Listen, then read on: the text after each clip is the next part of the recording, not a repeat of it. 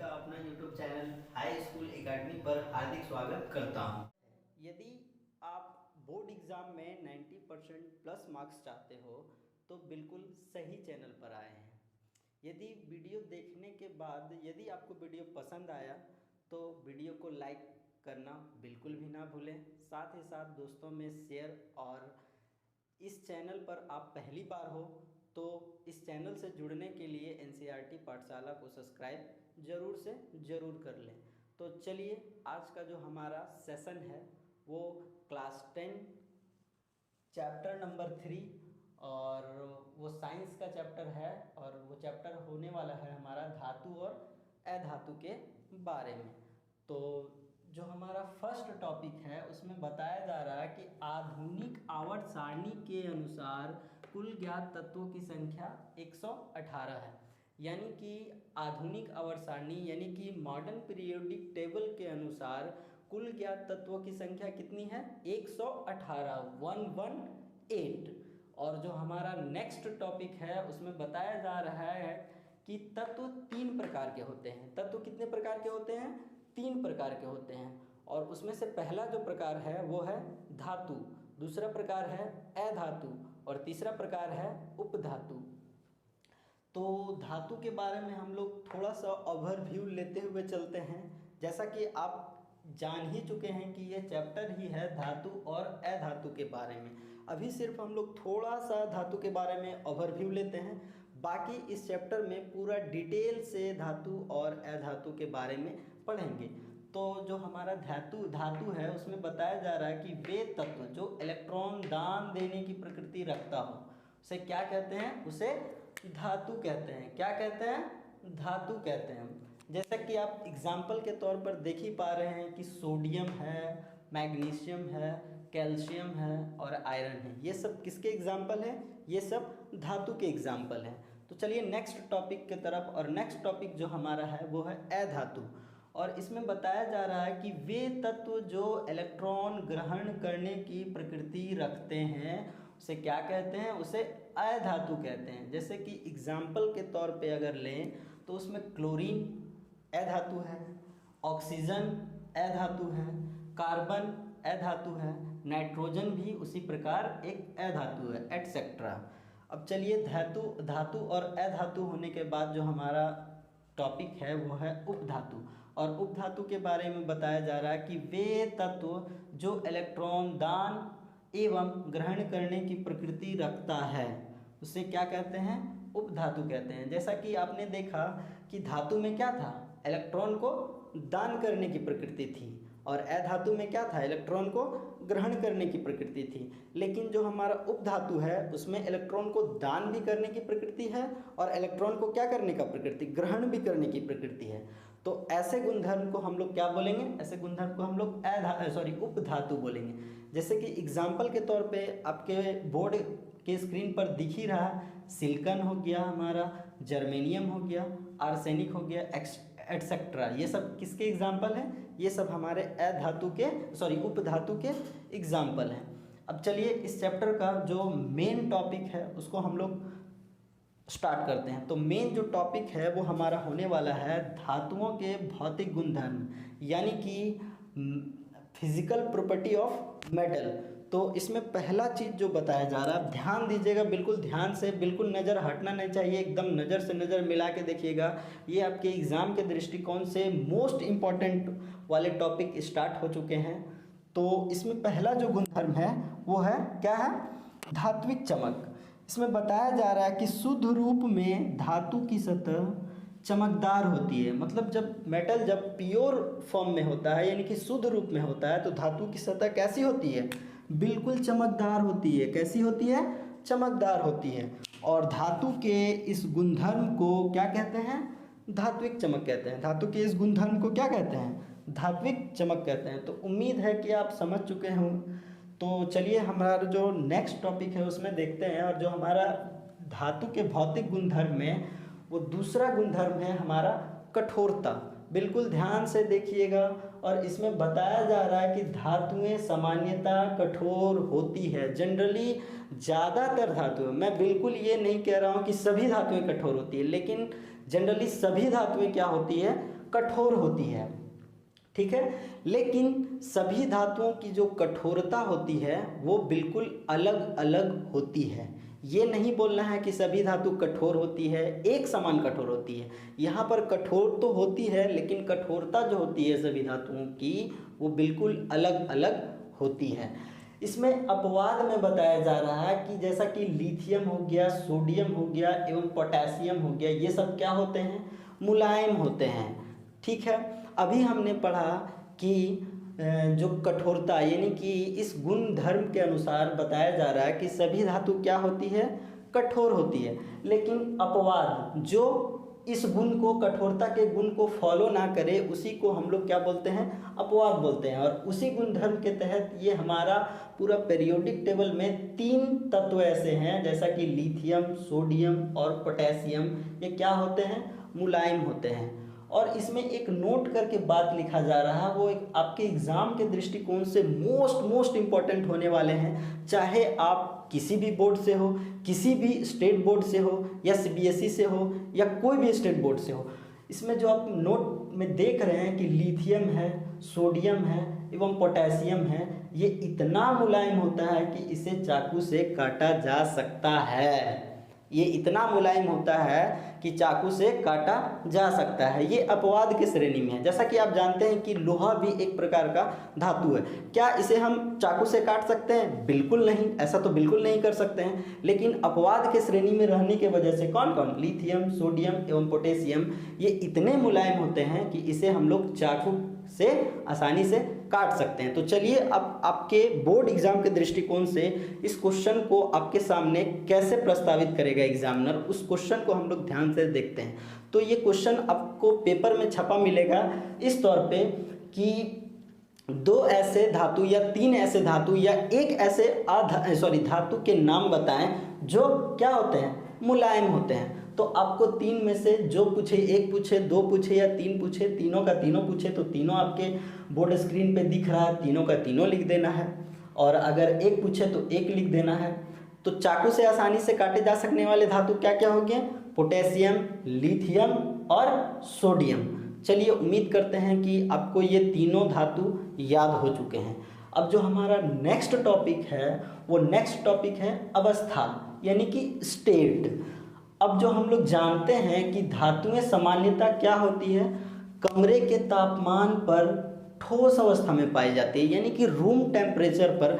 Generally आप देखे होंगे कि जितने सारे भी धातु हैं वो क्या होती है, ठोस अवस्था में होती है, यानी कि सॉलिड स्टेट में होती है।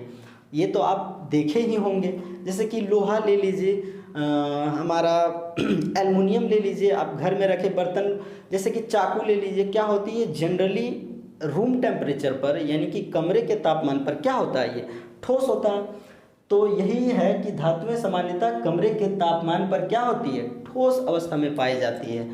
तो देखिए ये वीवीआई में फिर से, वीवीआई के श्रेणी में फिर से एक क्वेश्चन बन के आ रहा है। यहाँ पर फिर से एक अपवाद आ रहा है। तो उस अपवाद में बताया जा रहा है कि पारा या मरकरी दोनों सेम ही चीज़ है, पारा या मरकरी, ठीक है। तो पारा या मरकरी जिसका सिंबल हम लोग हैं, रासायनिक सिंबल जिसको बोलते हैं, रासायनिक प्रतीक जिसको बोलते हैं, उसको हम लोग पारा को किससे रिप्रेजेंट करते हैं, किससे प्रदर्शित करते हैं, Hg से। तो ये पारा या मरकरी का जो रासायनिक सिंबल है यानी कि रासायनिक सिंबल है उसका क्या है, Hg है। एकमात्र ऐसा धातु है जो कमरे के तापमान पर द्रव अवस्था में पाई जाती है। जी हाँ दोस्तों, आपने अभी देखा कि जो धातु होती है वो कैसी अवस्था में होती है, ठोस अवस्था में होती है। लेकिन अपवाद के तौर पे पूरे के पूरे पीरियोडिक टेबल में एकमात्र ऐसा धातु है जो क्या होता है, कमरे के तापमान पर लिक्विड स्टेट में यानी कि द्रव अवस्था में पाई जाती है। तो डिस्कस करते हैं हम लोग कि इस टॉपिक से कैसा और किस प्रकार का क्वेश्चन पूछा जा सकता है। तो क्वेश्चन को बिल्कुल ध्यान से सुनिएगा, ये भी क्वेश्चन जो आपके एग्जाम के दृष्टिकोण से मोस्ट इंपॉर्टेंट होने वाले हैं। तो चलिए क्वेश्चन को डील करते हैं। क्वेश्चन आपसे पूछेगा कि एकमात्र ऐसे धातु का नाम बताइए जो कमरे के तापमान पर द्रव अवस्था में पाई जाती है। तो आपको सीधा सा आंसर करके आना है, वो धातु क्या है। आप चाहे तो पारा लिख सकते हो, आप चाहे तो मरकरी लिख सकते हो, और आप चाहे तो Hg लिख सकते हो, यानी कि आप बिल्कुल पारा और बगल में ब्रैकेट में Hg उसका सिंबल लिख दीजिएगा। ठीक है, आपको उम्मीद करते हैं कि ये भी क्वेश्चन आपको सरलतम ढंग से समझ में आया होगा। और देखिए जैसा कि आपको यहाँ पर एक सिंबल दिख रहा है VVI का, ये मोस्ट इंपॉर्टेंट है आपके एग्जाम के दृष्टिकोण से, चाहे आप किसी भी स्टेट बोर्ड से हो या कोई भी बोर्ड से हो, बिल्कुल ये आपको कोई ना कोई टर्म, चाहे वो फर्स्ट टर्म हो, चाहे वो फाइनल टर्म हो, चाहे वो मिडिल टर्म हो, कोई भी टर्म हो, उसमें ये क्वेश्चन कहीं ना कहीं आपको जरूर से जरूर दिखेगा। चलिए, उम्मीद करता हूँ कि ये भी क्वेश्चन आपको बिल्कुल अच्छे ढंग से समझ में आया है। तो आज का जो हमारा सेशन है, उस सेशन का लास्ट जो टॉपिक है वो है आघात वर्ध्यता। ध्यान से समझिएगा इस टॉपिक को, कभी कभी इसमें सीधा सीधा क्वेश्चन आ जाता है कि आघात वर्ध्यता को परिभाषित करें। तो उसमें आपको लिखना है कि कुछ धातुओं को पीटकर पतली चादर के रूप में परिवर्तित किया जा सकता है। धातु के इस गुणधर्म को हम लोग क्या बोलते हैं? हम लोग आघात वर्ध्यता कहते हैं। बिल्कुल ध्यान से सुनिएगा कि कुछ धातुओं को पीटकर पतली चादर के रूप में परिवर्तित किया जा सकता है। क्या किया जा सकता है? पतली चादर के रूप में परिवर्तित किया जा सकता है। ठीक है, और धातु के इसी गुणधर्म को हम लोग क्या बोलते हैं? आघात वर्ध्यता बोलते हैं। आघात वर्ध्यता बोलते हैं। यहाँ भी एक आपके एग्जाम के दृष्टिकोण से एक मोस्ट इंपॉर्टेंट क्वेश्चन है, और वो क्वेश्चन है जैसा कि आप स्क्रीन पे देख पा रहे हैं, नोट करके लिखा है कि सर्वाधिक आघात वर्ध्य धातु जो है वो कौन सा है? एक है हमारा सोना जिसका सिंबल है Au, और दूसरा है क्या? चांदी जिसका सिंबल है Ag।